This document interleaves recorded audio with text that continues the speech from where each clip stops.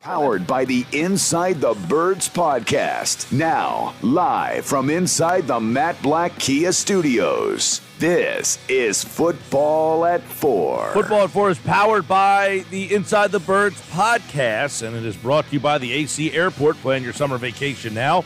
Spirit Airlines is offering nonstop flights from Atlantic City International Airport to Boston, Atlanta, San Juan, Miami, and other exciting destinations. Visit Spirit.com.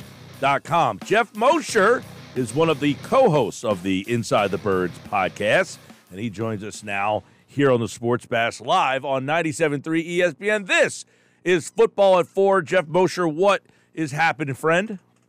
How you doing, Mike? All right, so I'm doing good. All right, here we go. We got a lot to dive into here. I guess yesterday on the show, Adam kind of insinuated that there's a good possibility that Andy Weidel would not be here when you and I spoke today. Well, he seems to be right. And this is now the fourth member of the Eagles front office who has left this offseason. But this might be the biggest one. Andy Weidel goes to Pittsburgh. He's not the GM. He's the assistant GM. So tell us about the loss and him moving from Philly to Pittsburgh. So, so this goes back to it links the Steelers and the Eagles. The Steelers were doing a GM search. As I've told you many times on this show, that there's two things that the Steelers really value. One is grooming and promoting and continuity, and Omar Khan has been there for a long time, I think since 2001, working his way up, mostly the kind of the cat management sector, but he's done a little bit of everything, and he's sort of, I kind of call him kind of like the Howie Roseman of that franchise, except not as much power, but in what he's able to do. And then they also value people with Pittsburgh ties. There are a ton of Steelers, from Kevin Colbert, who's retiring. He's from Pittsburgh. Doug Whaley came through that front office from Pittsburgh. Brandon Hunt, who was with them and interviewed for the Eagles recently, we talked about, from Pittsburgh. So they have an identity about them. They know what they want in players, and they know that the city's dynamic is a big part of that. And so when Kevin Colbert moving on, what they wound up doing was valuing what they had in-house with Omar Khan. And I was told a couple of weeks ago, about a week and a half ago, maybe longer than that if Omar were to get the job, he was going to, because he's not a true scout the way, coming up through the football way, that he would need, the team would want a personnel type person to go along with him to lead the scouting staff. And of course, that's what Andy Weidel has done here in Philadelphia. And again, Andy Weidel has the Pittsburgh ties, and his first job in scouting was there in Pittsburgh for, I think, a year or two before he went on to New Orleans, which is where he met Omar Khan, by the way. So he already knew Omar, and then he went out and interviewed for the GM job, did not get the GM job, but I was told he really impressed Mike Tomlin, who has a very big presence in this decision. It's ultimately Art Rooney II's decision, the Rooney family, but Mike Tomlin has an increasing presence there and power, as you would expect with his record. So it worked out for the Steelers to be able to pair the in-house guy that they've been grooming, Omar Khan, with a guy like Andy Weidel to take the place of what they had with Kevin Colbert and so forth going forward. And so they get Andy Weidel. They get Andy Weidel, and Andy has a chance now to go back home and lead one of the greatest front offices in all of sports. Yeah, so he leaves Philadelphia, the fourth. Now, are they replacing? Does this restructure? How is it all set up in Philadelphia? They're kind of left with an empty hand here all of a sudden. Cunningham, Brandon Brown, Kathleen Raich, and now Andy Weidel. Plus, they got rid of other people. So, right. Do they have anybody filling the chairs at the NovaCare complex? Yeah, and don't forget Tom Donahoe left as well, and he had a huge influence not only on Andy Weidel, because Tom started off in Pittsburgh, Pittsburgh and Buffalo, but also on Andy Weidel's staff. So Tom was a valuable asset for a lot of the younger scouts and Andy. So that was a big loss as well. So here's the thing, I think we talked about this when the first set of moves came. The Eagles are making some changes. Why? I couldn't tell you. Is the timing curious? Sure. They were going to lose some of these people, no doubt about it. They would have had to replace them anyway. But in the case of some, and we'll talk about Andy Weidel here, I mean, as far it's not, to my knowledge, they did not offer him to be the assistant GM of the Eagles or offer him to try to stay with a better promotion or a better title. They're letting him go to the Steelers. So what does that tell you?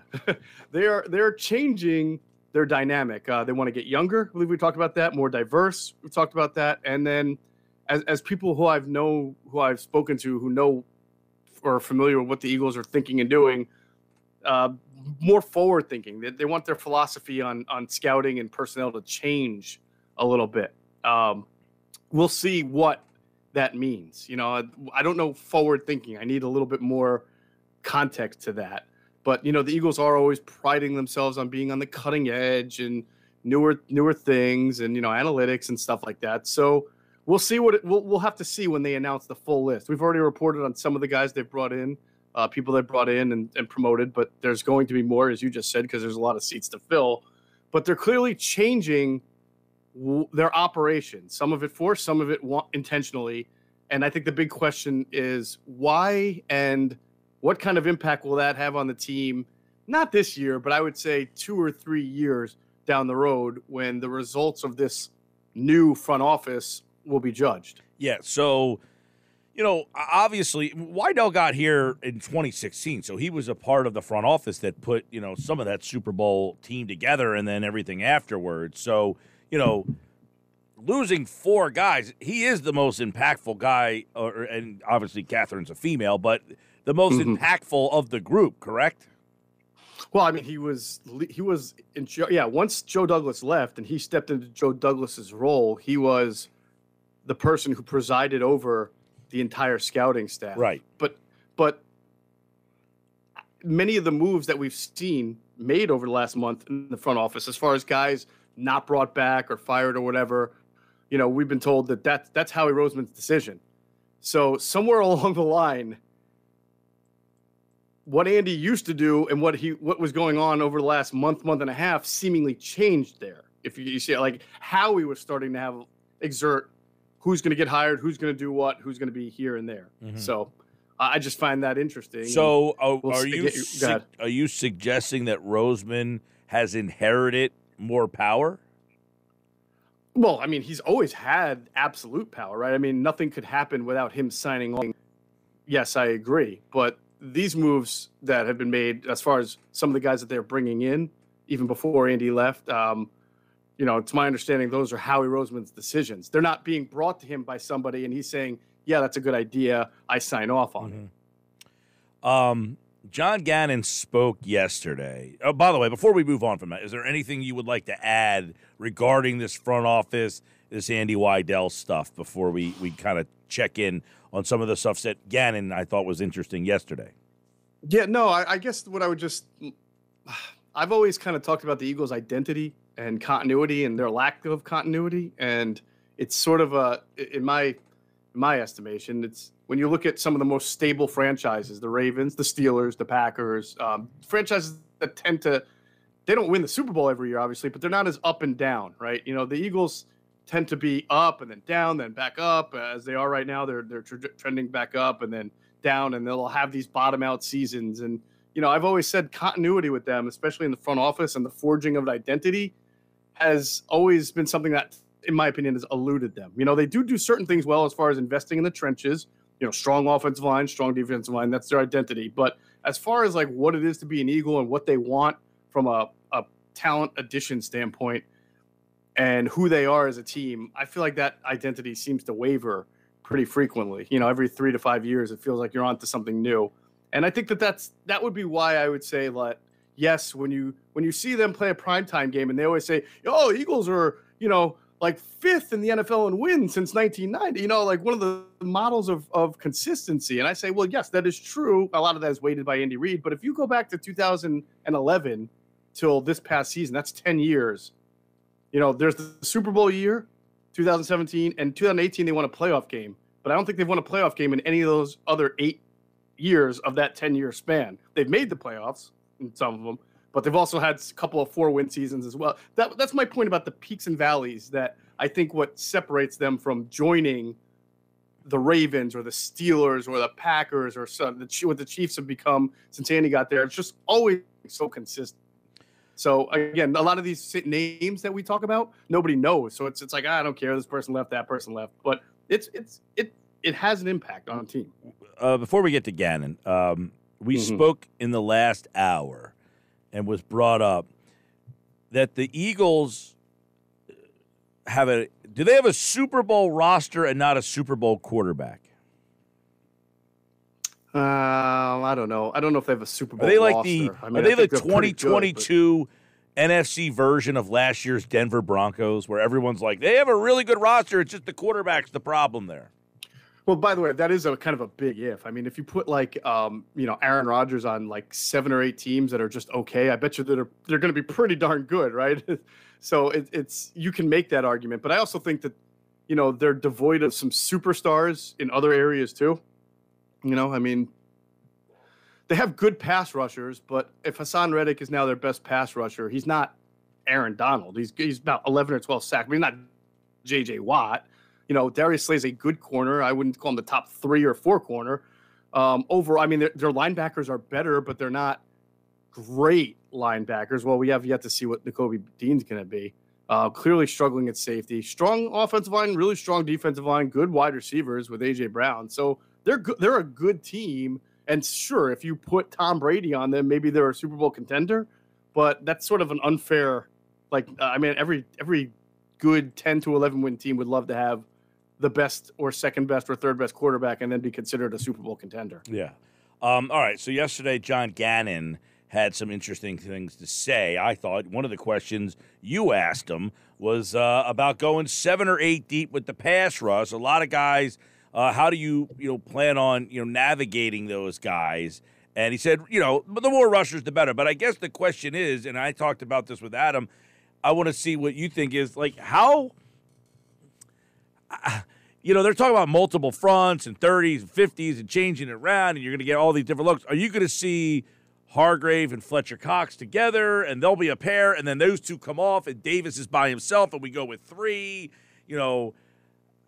Is there a rotation here? How do you envision getting all these guys the prerequisite of snaps that's going to make them you know what I mean? Yeah, you're asking me the question I was asking John, and John didn't give me the answer, so I can't give it to you. Who had the best answer for that? Well, not to pat the back of the company, but Quentin, Michael, and Jason Avant talked about it on Q&A on our platform. It was out yesterday. And Quentin made a really awesome kind of vision of what he saw that I think probably might be consistent with what Gannon might see. And it all is depending on, is Jordan Davis ready to be a starter a first and second down player immediately from day one? Is he healthy? Is his weight down? Is he productive? Because what Quentin was saying is you could theoretically have a 5-2 front, which is what Jonathan Gannon played a lot last year on first and second down, with Jordan Davis as your middle guy, what they call the nose. He lines up right over the center. And then he's flanked by Fletcher Cox and Javon Hargrave, okay, as your kind of interior rushers, but they might be defensive ends in the 3-4, but for this 5-2, you've got Jordan Davis flanked by Cox on one side and Hargrave on the other, and kind of like Hargrave's in like a 5 technique. He might be head up on the guard, whereas Fletcher's playing more in the gap on the shoulders, 3 technique, which is what he's used to playing. And then you have Hassan Reddick as your strong side linebacker on the line of scrimmage, and then Josh Sweat playing kind of a wide 9 format, which gives him the space to get off the ball quickly. So that's your 5-man defensive front. And when you say it that way, it sounds pretty impressive. I mean, to be able to go, from left to right or right to left, Reddick, Hargrave, Davis, Cox, Sweat is pretty good, I would think. And that helps you get your best talent on the field. I just don't know what that would mean for Brandon Graham, Milton Williams, and Derek Barnett. Right. That was almost exactly what I was asking Adam yesterday. It's like there's different configurations, but how long can you play that configuration? Like how often are you going to change those configurations? Right, because some of those guys I mentioned or every down players can play in other spots. Yeah, you don't want them coming off the field. It's one thing if you're just taking that 5-man front against the run and then taking them off the field, and then you're jogging on Graham and Barnett and Milton Williams. But you still want Hassan Reddick. The only guy who you really want coming off is Jordan Davis. So that still leaves you with Reddick, Hargrave, Cox, and Sweat. So obviously you need some depth and you need some backups, but Graham and Barnett are not the kind of guys who were used to playing backup roles. Like Chris Long had accepted that role by the time he came to the Eagles. Bo Allen was very happy being a number 3 or a number 4 defensive tackle. So was Malik Jackson or Haloti Ngata. They were at the twilight of their career. So maybe Brandon Graham will be accepting of it. But Derek Barnett, I guess he has no choice. He signed back on a 1-year deal. But you want to get the best out of everybody. So you just hope everyone kind of buys in and listen, the injuries always happen, and that'll probably wind up, forcing some guys into action too.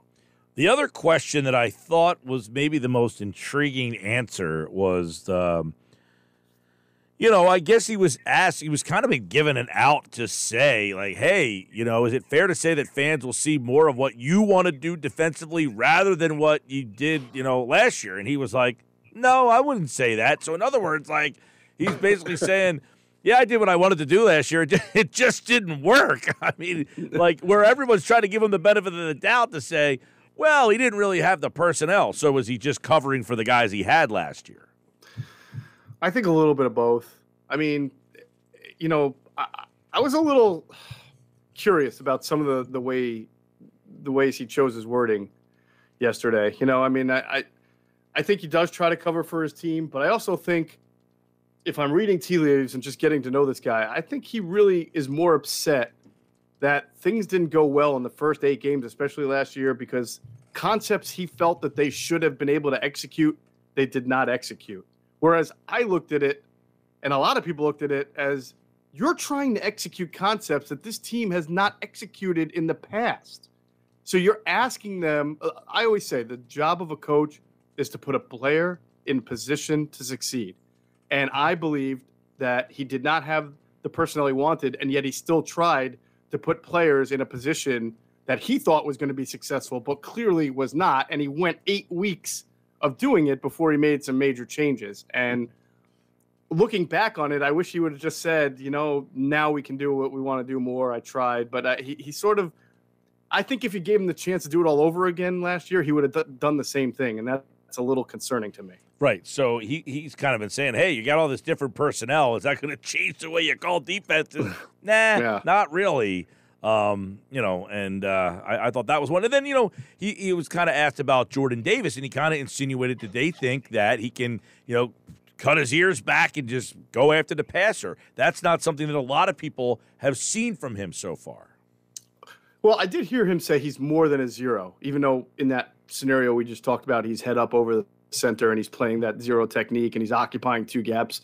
They do believe, and they drafted him on the promise of at some point in his career, he's going to be a upfield guy. He may not be 10 to 12 sacks, but most interior tackles get you anywhere from 5 to 7.5. Like a Haloti Ngata will get you 6 or 7. Vita Vea will get you 5 to 7. They don't think he's Aaron Donald. Okay. Mm-hmm. They didn't say that, but they do say he has some traits and movement abilities that are probably more like a Fletcher Cox, like a 3 technique who gets up the field, than just a pure, old Tony Siragusa type player who's just basically out there to be a big wall. Okay. So that they do think he's got more movement traits, and you've seen it on tape. He's just an athletic, freak of nature. So they got to get that out of him, but I'd be very surprised if they used him in that kind of capacity early in the year. He's not a pass rusher. He's got a lot of work to do.